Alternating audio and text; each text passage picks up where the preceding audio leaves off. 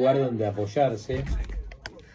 Hola, ¿cómo estás? Y bueno, ahí me apoyo yo, otros se apoyan en otro. Cada uno de nosotros se hace fuerte en un lugar. En un lugar. Claro, porque si no es contar las debilidades. Yo estuve pensando un montón en formatos. Un montón. Y se me ocurrieron cosas que después te las cuento, pero más o menos estuve escuchando los otros dos, ¿viste? Qué grande. ¿Cuántas cosas? El otro día hablábamos con Oscar y me decía, cada vez que vengo está peor esto. Lo hablábamos con Martín Epstein y me decía, cada vez que vengo está peor esto. Y sí. ¿Cómo va, Oscar? Bien. Produciendo, no paralizándonos con esta sensación de lo peor, ¿no? Charlábamos recién sobre, bueno, el editorial, pero esencialmente las relaciones carnales, que es el dato, ¿no? No solamente Ditela buscando esa frase. Qué fuerte la frase, qué cargada de significación, ¿no? Él alguna vez dijo que se sentía como arrepentido, como diciendo, me parece que ¿no? Y no me acuerdo con qué funcionaria de Estados Unidos están dando una conferencia en Washington y entonces él habla y el intérprete dice, bueno, las relaciones carnales. No sé si era Madeleine Albright, algo así se llamaba, que le dice al tipo que está traduciendo, no dijo eso, dígalo bien. Y salta de tela y dice, no, señora, sí, es una frase, por ahí no es muy, pero está bien lo que dijo, después le explico. Claro, había que pasar ese trago. A lo sumo no lo habrá procesado como elemento de comunicación, pero es lo que sentía, es lo que pensaba, Sin ¿no? Sin duda, era lo que había que afianzar. Cuando uno está distraído aparece la palabra que lo representa. Es decir, estas irrupciones que tiene el inconsciente en el discurso que uno lo tiene armado, lo tiene medido para ver cómo el otro lo va a escuchar. Y de repente, de pronto se abre como decía Freud, un parpadeo y aparece otra cosa ahí, sí. ¿No? Aparece la verdad. Hay que acordarse que, porque generalmente cuando decimos las relaciones carnales, vamos derecho a la convertibilidad. Pero antes de la convertibilidad fueron 2 naves argentinas y más de 400 hombres en el Golfo. Claro. Eran buques buscamina, que iban como carne de cañón delante de la armada de la OTAN. Entonces, vos veías a esos 450 hombres enviados por el menemismo en el marco de las relaciones carnales, por ahí muriendo por la misma armada que había hundido al Belgrano 9 años antes.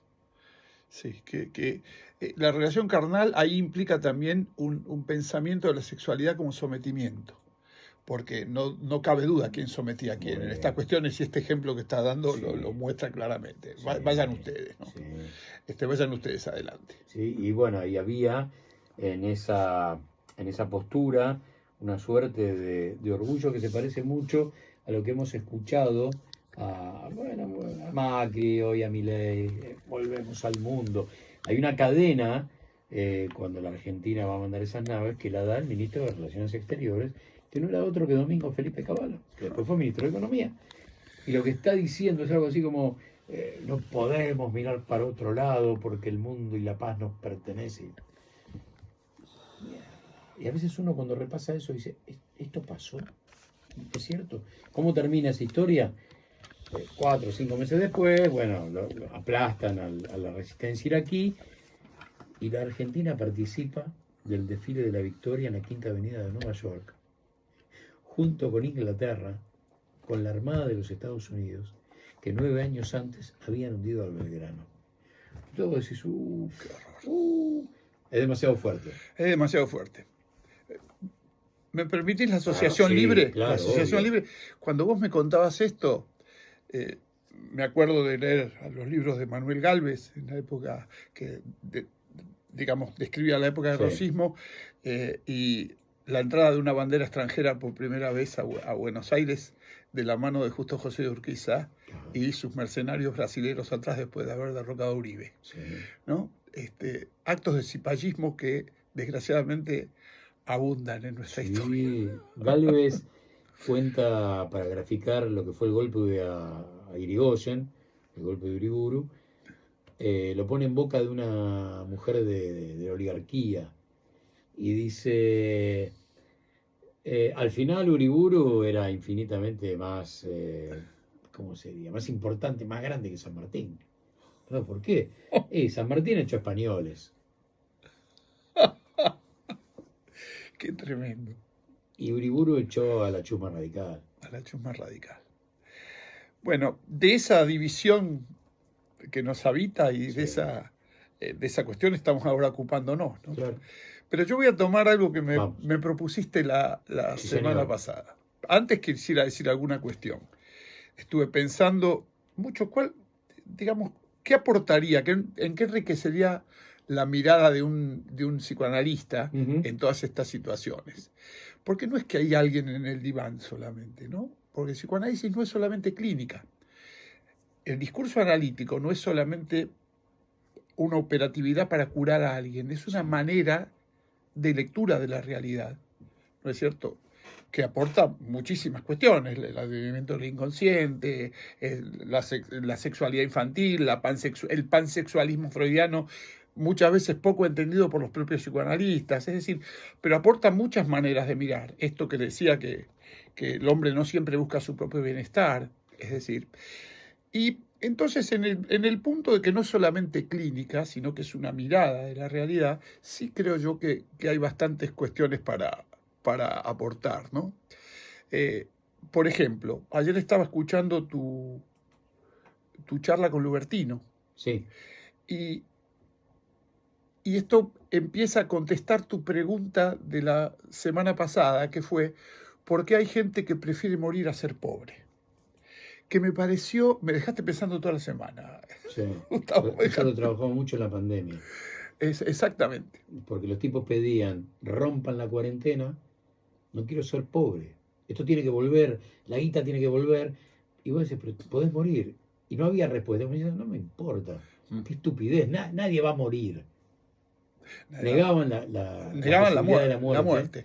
Solo por no ser pobre. Y aún hay varias frases que hablan, prefiero morir a, no importa después lo que digas, ¿no es cierto? Prefiero morir a. Aquí hay dos cosas. La primera es, ¿qué es lo que que esta gente caracteriza como pobre? ¿No? Claro. ¿Cuál es la significación de este significante pobre? ¿Qué significaciones podemos tener? Todos sabemos que un significante es polisémico, es decir, significa muchísimas, no significa una sola cosa, no es un signo, justamente es un símbolo que da lugar a muchísimas cosas. Uno dice árbol y no sabe si está hablando de eso que tiene tronco y un follaje, o está hablando del árbol de levas a la cabeza de un motor, o del árbol genealógico, o del árbol arterial. Es decir, es imposible fijar una significación a un significante, una única significación. Esto lo empobrecería y lo llevaría al lugar de signo. Pero ¿qué significa para esta gente pobre? Ser pobre. Sí. Ser pobre. El ser se juega ahí, ¿no? Uh-huh. ¿Quién sos? Pobre. Y Lubertino ayer dijo una cosa, yo escuché con mucha atención, muy interesante la nota, y dijo que uno de los principales lugares de discriminación en la Argentina era la pobreza. Claro. Cuando uno habla de discriminación y habla de pobreza y habla de algo que sí es un problema en nuestro país, esto nos lleva a pensar que para el que tiene un desprecio tan grande por el pobre, que prefiere la muerte antes de eso, es que el pobre no es un igual, no es un semejante, es otra gente. Y esta palabra gente un poco reducida. No es un prójimo, no es un próximo, es un objeto, es un resto que no quisiéramos ver en el sistema. El psicoanálisis se ocupa mucho de los restos, de esto que no entra en el sistema, esto que queda por fuera de cualquier operatividad. Los pobres son esa cosa que sobra, que está en otro campo. Sí. Si yo no tomo a otro ser humano como un prójimo, como un semejante, fatalmente lo objetalizo. No pasa a ser un semejante, sino pasa a ser un objeto. Sí. Entonces, antes de ser un objeto, una cosa, algo degradante que está lindando a la indignidad, ser pobre para ellos es perder la dignidad. Nadie se pregunta por qué, si el sistema, si esto es un fracaso del sistema. Yo había dicho una vez que vi un señor durmiendo, pobrecito, ahí debajo del McDonald's que queda en el Obelisco, y decía que las personas que veían esto lo veían como un fracaso de ese señor o como un fracaso del sistema. Uno prefiere verlo como rotundamente como un fracaso del sistema y no como un fracaso de ese señor que seguramente sus posibilidades han de haber sido mucho menores que las posibilidades de alguien que nació en un hogar muy rico. Pero al no tomar a un pobre como gente como uno, Sí. ¿no es cierto? Como gente de bien, al casi criminalizarlo, uno caracteriza la imagen de una persona que podría ser pobre y piensa si no lo va a robar, si no será un delincuente. Esto se naturaliza cada vez más y es claramente un síntoma de discriminación. Y esta discriminación, digamos, se termina de completar tratando de bombardear a Inadi, por ejemplo. Uh-huh. Pero esta gente prefiere morir a ser pobre porque ser pobre es ser nada, es ser una cosa, no es un semejante. Es de extrañarse que un presidente tan bíblico, parte judío, parte católico, Sí. ¿no? En donde la Biblia hegemónicamente dice para los judíos como para los católicos, ama a tu prójimo como a ti mismo.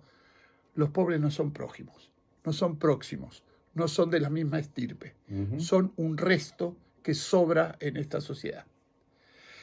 Entonces, desde ahí se entiende esta frase que vos me planteabas la vez anterior, de por qué hay gente que prefiere morir a ser pobre. Dicho esto, habría que decir que el significante muerte es un significante muy difícil de manejar en comparaciones porque nadie sabe lo que es. Claro. Entonces, nadie puede elegir lo que no sabe lo que es. Uh-huh. O sea, lo que sí se puede excluir es la posibilidad de ser caracterizado en ese lugar. Mientras te escuchaba, viste, uno está todo el tiempo linkeando cosas y me aparecía una película que suelo recomendar muchísimo. Hay que encontrarla, viste, una película del año 73, por ahí no muy mediatizada, con un elencazo encabezado por Pepe Soriano, que es Las venganzas de Beto Sánchez, Sí, sí. que es un clase media, pero el padre muere en un hospital público y el tipo no lo puede soportar, No lo puede porque es soportar. un clase media. Y entonces sale a vengarse de uno por uno los que alguna vez le hicieron algo, ¿no? Desde la maestra de primer grado hasta el sargento de la colimba, el cura, con los que tiene historias menores, muy chiquitas, pero ese ser también de talla diminuta, casi un perdedor, lleva consigo un arma que no usa nunca, pero que con eso amenaza a su novia, a su primera novia, todos los que le hicieron algo en algún momento. A su narcisismo, digamos. Pero A esa el tema imagen es que él quiere el tener. por qué, y el por qué es porque no puede soportar él, clase media, que su padre haya muerto en un hospital público. Que es, digamos, una caracterización de alguien de clase baja. Claro, Un resto. Hay una película que habla de los restos. Feos, sucios y malos. Ah, claro. La gente que no entra en este campo, que queda, como se dice hoy vulgarmente, expulsada del sistema, Sí, claro. es mirada como un resto, como alguien que no debería estar. ¿Te acordás esta cosa, este engendro espantoso que hizo Macri en su gobierno, la UCEP? Sí, claro. ¿No es cierto? Que para que no se violencia. vean estos pobres, les quemaba los colchones, les pegaba, los echaba de la ciudad. Sí, se les pegaba, sí. Esta cuestión están afuera. O sea, cuando ellos hablan de gente de bien, y dejan afuera al resto de la gente de bien es la gente que se identifica con esos valores, con las cuales tampoco tienen un vínculo demasiado fuerte. Pues los vínculos fuertes se hacen en un colectivo, Claro. no en una tendencia ideal y discriminadora. Muy bien. Estamos con Oscar Mangione. Ya sabes que nos visita. Digamos, porque si no dicen este señor a qué se dedica. Ah, no, claro. Bueno, se dedica a muchas cosas. No es opinólogo, No. Muy bien. No, hay una tanda, hay un montón de cosas con las que cumplir, pero también mientras lo escuchaba me surge otra pregunta para ahora, para el viernes que viene, para cuando sea. Cuando digo dejamos, me involucro en un colectivo que no me pertenece, pero bueno, la sociedad argentina y su medio pelo. ¿Cuándo dejamos de sentir orgullo por ser pobre o por venir de ahí?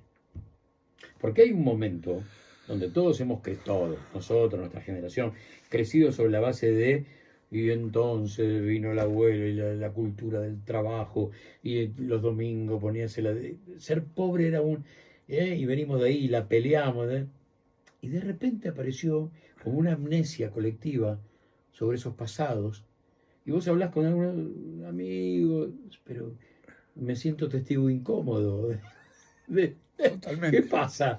¿Qué pasó? Sí, venimos de ahí y el orgullo ¿En qué momento se rompió eso que nos hizo tanto mal como sociedad?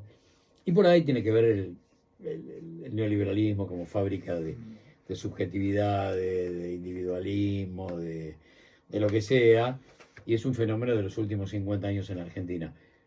Pero este lugar era un orgullo. Era un orgullo. Ser un trabajador, venir de ahí. Vengo de abajo. Vengo de abajo como era un discurso. Como algo de una prosapia, cierta ¿no? prosapia. Una carta de presentación. Sí, señor. Lo que pasa es que han cambiado, como vos decís, mucho los valores. O sea, hace 40 años, con el surgimiento del liberalismo, Sí. del neoliberalismo, ellos empezaron a cambiar el sentido común. El sentido común. Por ejemplo, le dieron a la palabra Estado, ¿no es cierto? Sí. Una cuestión peyorativa, ¿no es cierto? Una cuestión que hay que eliminar. Bueno, Milei dijo que se limpiaba el tuje Sí. con el Estado, Sí. ¿no es cierto? A mí me cuesta agarrar un pibe y decirle, mira, cuando yo iba a la escuela primaria, ir a una escuela privada era muy mal visto. Era mal visto. Pero el tipo me mira y dice, ¿de qué hablas? Era mal visto. Era mal visto. El que iba a ir era porque no se bancaba ser alumno. Uh-huh. Y tenía quilombo de conducta. Algún quilombo había que la cuota lo garpaba. Y lo limpiaba. Me cuesta, me miran y me dicen, déjate joder. Es que de verdad poco a poco se fueron cambiando el sentido común y los valores muy fuertemente. Sí. Y esto en pos de una ideología individualista, meritocrática, sí. como decíamos sí, antes. Sí, tal cual. La cuestión social en general, la valoración social, la posibilidad de una cultura, de un colectivo, en relación contraria a esta cuestión individualista, se basa en la renuncia, Gustavo. Es decir, la renuncia al beneficio exclusivamente propio e individual por el bien común. Es decir, esta cuestión, para hacer una cultura, para hacer una sociedad, tenemos de alguna manera que renunciar al goce personal e inmediato. De alguna forma lo tenemos que hacer. Sí. Si vos vas caminando por la calle, tenés hambre, pasás por un barcito que tiene unas mesas en la calle y ves comida, no te abalanzás sobre la comida y te la comes. Si uno tiene necesidades, sí, claro. no es que las hace en público, porque se puede renunciar al goce inmediato por un bien común que va a redundar en un bien personal.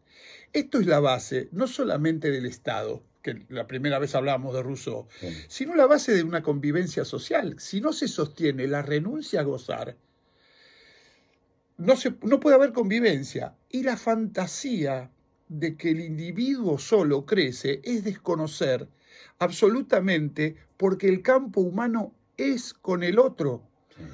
Sí. Es con el otro no solamente por una cuestión moral, que está bien que sea con el otro, no. Nos morimos sin el otro. Y otra de las cosas que han, contribuido, el cambio de valores, venir de una clase trabajadora, de lucharla, venir de abajo era un mérito, antes un mérito verdadero, histórico. También está la conectividad.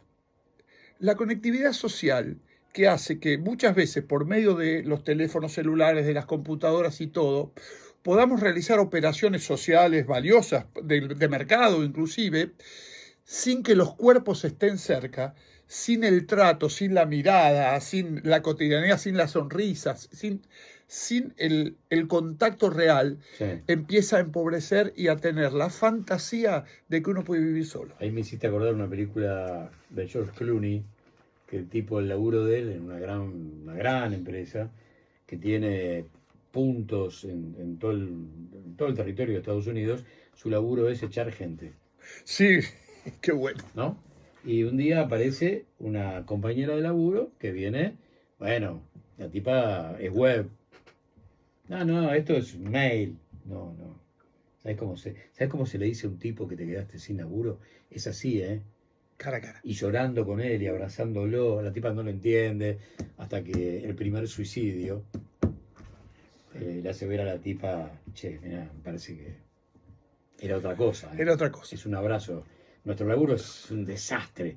Bueno, por lo menos vamos a poner un abrazo. Por lo menos. Por lo menos. Por lo menos. Manu, ¿usted sabe que estamos hasta las 4? Dale. Qué buena película esa. Peliculón. Qué buena película esa. Justo ahí pidieron hablar de bipolaridad. Mira, le preguntamos. Dale.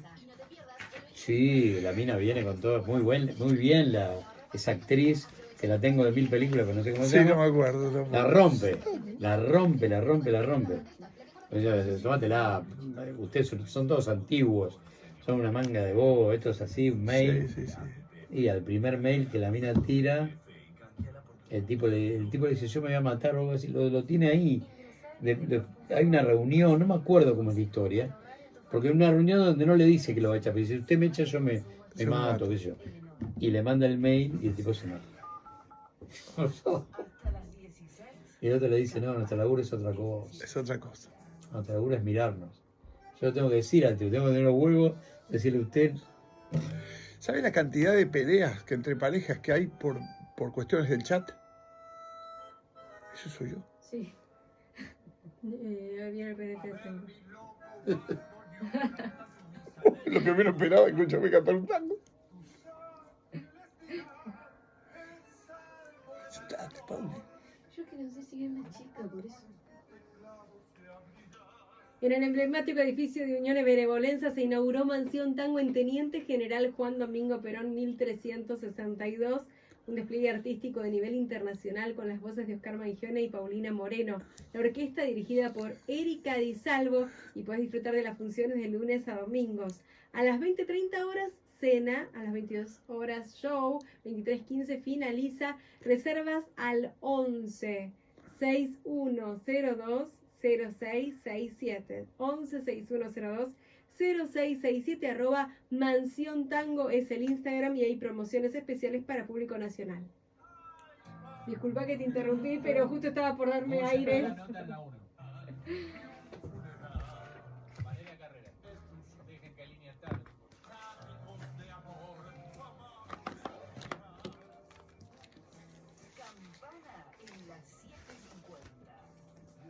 Campana, Marisú Papaleo, Jorgelina Roca, Flora Alcorta.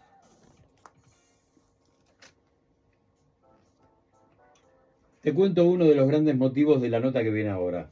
Cuando se estrenaba la miniserie 2001, recuerdo, estábamos al aire, grupo de compañeros que iban dando la info, y entonces Jean-Pierre Noer será de la Rúa, y entonces fulano será...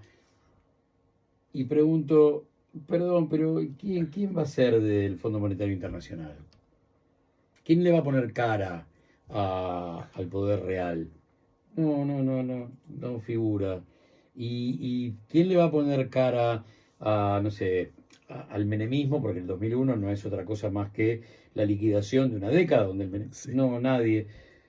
Entonces me empecé a preguntar sobre esas miniseries, quiénes son los que están atrás. Ayer cuando escuchábamos con Marisú pone al aire el tráiler, surgió el dato de estoy escuchando muchos familiares y eso Sí. es un reaseguro de lo que va a venir, sin duda. ¿Por qué? Y bueno, porque la cámara tiene que mostrarnos la historia desde ese lugar, desde el lugar de los familiares. Si la va a contar desde el poder real, y será casi un manto de impunidad. Y entonces dijimos, no, ¿por qué no hablamos con Valeria Carreras, quien defendió a todos los familiares, sobre todo en la causa más indigna, la del espionaje? Y queríamos saber si en esto de Netflix, que se viene ahora, 15 porque de eso también marzo, es sí. una explosión, es Sí. el mundo el que va a escuchar la historia, está presente la historia de carne y hueso, ¿no? ¿Cómo va, Valeria? Buenas tardes, gracias por atendernos. Muy bien. Preponderantemente la del espionaje es Corte Suprema por el sobreseimiento reiterado, ¿no? que necesitó a Macri. Y este documental, Sí. te cuento que termina en Netflix, pero no nació en Netflix. Ujú. Esto nació en